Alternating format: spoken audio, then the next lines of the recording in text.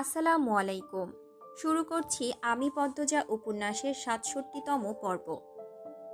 আমির হাতের ছুরি চেয়ারের উপর রাখল, তারপর রক্তমাখা জ্যাকেট খুলে মেঝেতে ফেলল।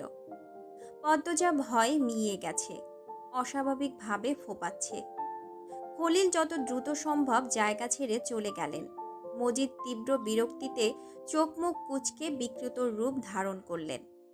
শফিক তাদের কত কাজে লাগতো, সেটাও শেষ। পদ্মজাকে তার শুরু থেকেই অপছন্দ।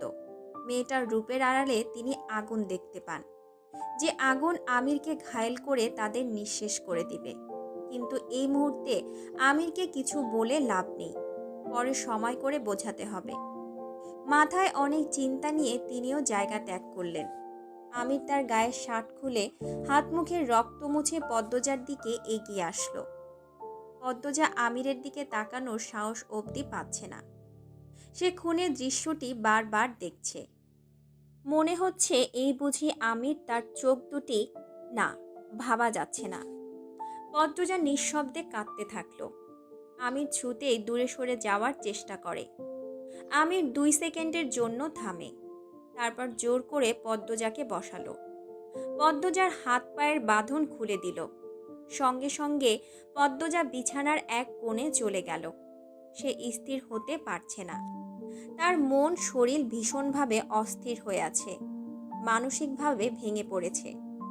আমির অনেকক্ষণ পদ্মজার ভয় পাওয়া দেখল, তারপর ডাকলো, পদ্মজা। পদ্মজা হাঁটুতে মুখ গুজে রেখেছে। সে আমিরের ডাকে সাড়া দিল না। আমির উঁচু কণ্ঠে বলল, তুমি ভয় পাচ্ছ কেন? আমি তোমাকে কিছু করব না। তাও পদ্মজা তাকায় না, তার শরীর বিরতিহীনভাবে কাঁপছে। আমির বিছানায় উঠে আসে, জোর জবরদস্তি করে পদ্মজাকে নামিয়ে আনে বিছানা থেকে, ধমক দেয়। 5 কোলা করে নিয়ে আসে A4 ঘরে। এ ঘরটা অন্যরকম, সাধারণ ঘরের মতো। পদ্মজাকে বিছানায় রাখতেই পদ্মজা আমিরকে জোরে ধাক্কা দিল, কিন্তু অদ্ভুত, তার ধাক্কায় আমির এক আঙ্গুলও নড়েনি। আমিরকে পদ্মজার আর স্বামী মনে হচ্ছে না, মনে হচ্ছে দানব। একটা দানব দাঁড়িয়ে আছে সামনে। সে মুক্তির জন্য ছটফট করছে আর কাঁদছে। আমির পদ্মজাকে স্থির করার চেষ্টা করে। পদ্মজা কিছুতেই স্থির হয় না। সে তার মাকে খুঁজছে, মুক্তি চাইছে। ভয়ে তার শরীর শীতল হয়ে গেছে, বাঁধভাঙা নদীর মতো হুহু করে কাঁদছে।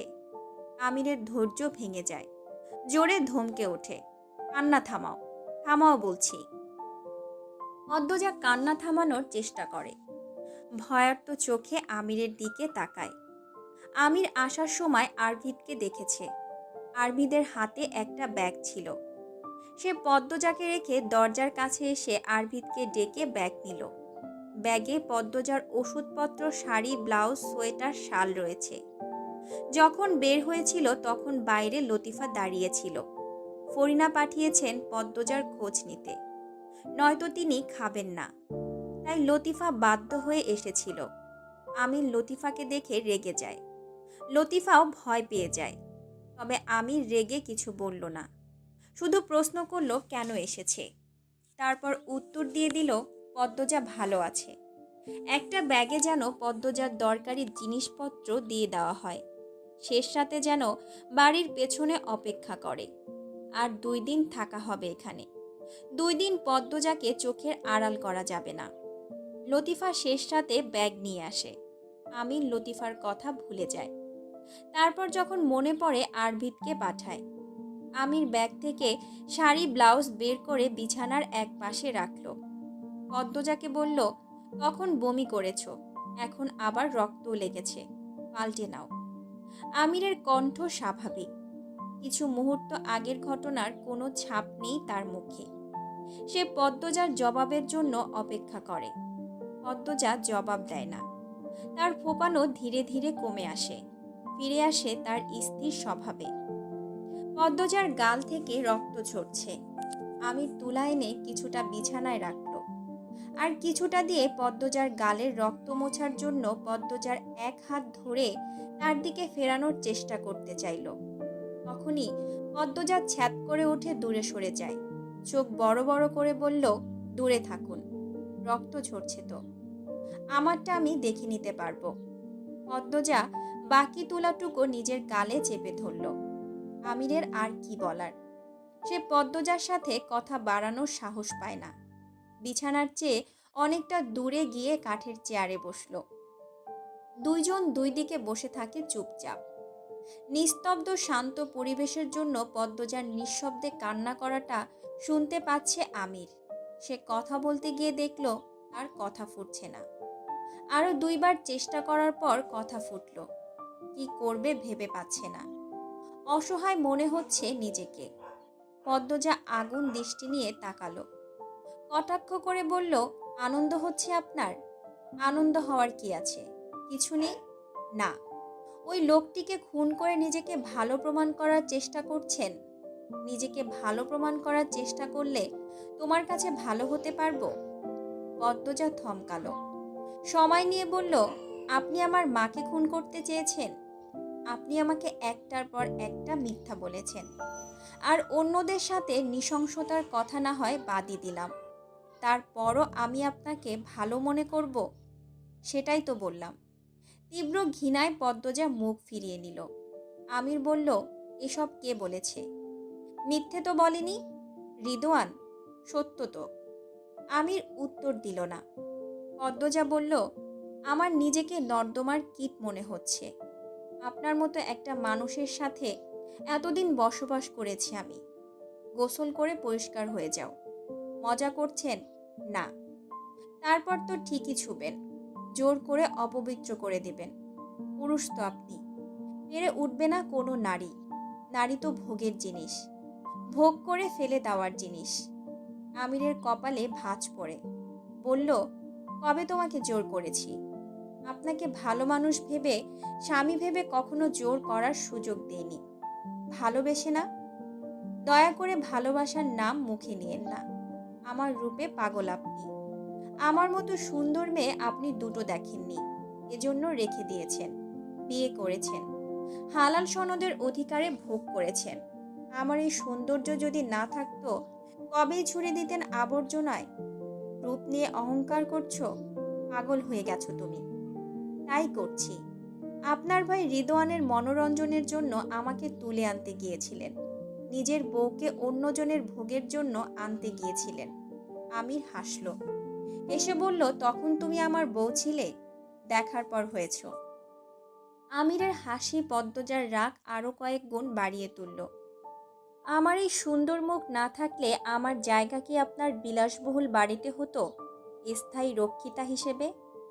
তোমার মনে হচ্ছে না তুমি বাড়াবাড়ি করছো? তোমার সাথে এমন কথাবার্তা যায় না। আপনি তো আমাকে আমার জায়গায় থাকতে দিলেন না। আমাকে আপনার স্তরেই নামতে হবে এখন, নয়তো বাঁচব কি করে? কয়দিন পর তো আমার বোনদের উপরও আপনার হাত পড়বে। ব্যবসায় বিপদে পড়েছেন তো। আটপাড়ার মেয়েদের। পদ্মজা আমিরের কথা কেড়ে নিয়ে বলল, জানি আমি। কিন্তু সেই নিয়ম ভেঙে আপনি আমাকে ঠিকই তুলে আনতে গিয়েছিলেন। মেয়ের প্রয়োজনে আমার বোনদের উপর হাত দিবেন না তার কোনো নিশ্চয়তা আছে? যেখানে আপনি আমার মাকে খুন করতে চেয়েছিলেন। তোমার বোনদের উপর কখনো কোনো আক্রমণ আসবে না। তুমি খুব বেশি কথা বলছো। শরীরের শক্তির সাথে তো পেরে উঠি না, তাই কথা বলে মাথা খাচ্ছ। আপনার মরে যেতে ইচ্ছে করে না? এত খারাপ কাজ করার পরও নিজেকে ক্লান্ত মনে হয় না? মনে হয় না এইবার থামা উচিত? আমির মেরুদণ্ড সোজা করে বসল। বলল, অনেক কথা বলেছ। এবার গোসল করে খাওয়া দাওয়া করে আমাকে সুযোগ দাও। কিসের সুযোগ?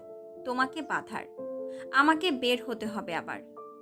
পদ্মজা অন্যদিকে ফিরে বসে, যার অর্থ সে গোসল করবে না। তার অসহ্য লাগছে আমিরকে। আমিরের খুন করার অভিজ্ঞতা দেখে হাতাহাতি করার সাহস মরে গেছে। এখন থেকে যা করতে হবে পরিকল্পনা মাফিক করতে হবে, নয়তো সে কিছুতেই পারবে না। মেয়েগুলোর মুক্তির আকুতি করে যে লাভ নেই সেটাও বুঝে গেছে। আমির চেয়ার ছেড়ে উঠে আসলো। খপ করে পদ্মজার হাত ধরল। বলল, যাও গোসলে। ছাড়ুন, কিটমিট করে বলল পদ্মজা। গোসলে যাও। গোসল করে খাওয়া দাওয়া করে ওষুধপত্র খেয়ে আমাকে ধ্বংস করার পরিকল্পনা করো। নাটক করছেন কেন? নাটক তো তুমিও করছো। যেভাবে কথা বলছো এটা তো তুমি না। উফ, ছাড়ুন। আমাকে বাধ্য করো না তোমাকে গোসল করিয়ে দিতে। পদ্মজা বিস্ফোরিত হয়ে তাকালো। দাঁতে দাঁত চেপে বলল, তখনই আমি মরে যাব। সেজন্যই বলছি, নিজে যাও। আমি আপনার কথা শুনবো না। আমার হাতের মার কিন্তু খুব শক্ত। নরম আছি, নরম থাকতে দাও। অন্যজনকে দিয়ে মার দিয়েছেন, এবার নিজে মারাটা বাকি। মেরে দিন না, এক্ষুনি মেরে দিন। আমি কাউকে মারতে বলিনি, কিন্তু এরকম চলতে থাকলে তুমি আমার হাতে শক্ত আঘাত পাবে। পদ্মজার চোখ ফেটে জল বেরিয়ে আসে। সে ভেজা কণ্ঠে বলল, সেদিনটাও যে আমাকে দেখতে হবে আমি জানি। তাহলে এখন কেন দরদ দেখাচ্ছেন? নাটক করছেন কেন? পদ্মজা, আমার দেরি হয়ে যাবে। সময়টা আমার কাছে খুব মূল্যবান। 2 দিন ধরে ঘুম হচ্ছে না, মাথা চড়ে আছে। কথা শোনো। পদ্মজা কিছু বলার মতো খুঁজে না পেয়ে থুতু ছুঁড়ে মারল। আকস্মিক ঘটনায় আমির হতবম্ব। পদ্মজা কথায় কথায় থুতু ছুঁড়ে দিচ্ছে, যা অপমানজনক। কিন্তু আমির কোনো প্রতিক্রিয়া দেখালো না। সে পদ্মজাকে জোর করে টেনে নামালো। বলল, গোসলে যাও। গায়ের জোর দেখাচ্ছেন? দেখাচ্ছি। 6 বছর তো জোরই দেখিয়েছেন, তোমার সম্মতিতে। পদ্মজা আমিরের চোখের দিকে তাকালো। শান্ত, গভীর, ক্লান্ত দুটি চোখ। হিংস্রতার বিন্দু মাত্র রেশ নেই। হারা নাক, পাতলা ঠোঁটে হালকা গোলাপি ছাপ, পুতুনিতে কাটা দাগ। এলোমেলো চুল, কপালে দারুণ দুটো ভাঁজ। উত্তপ্ত চেনা নিঃশ্বাস মুহূর্তে মনে করিয়ে দেয় প্রাণের স্বামীর কথা। কত কত আদর, সোহাগ, ভালোবাসার ছন্দ এই মানুষটিকে ঘিরে। ঘৃণার মোটা দেয়াল ভেঙে ভালোবাসার অনুভূতিটা কি অদ্ভুতভাবেই ছুঁয়ে ফেলল পদ্মজাকে। তখনই কানে ভেসে আসে রিদওয়ানের কথাগুলো, ভেসে আসে মেয়েদের চিৎকার।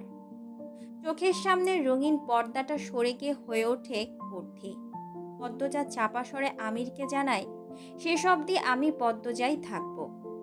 আমির পদ্মজার স্বরেই বলল, পারবে না। আমার সাথে তুমি পারবে না।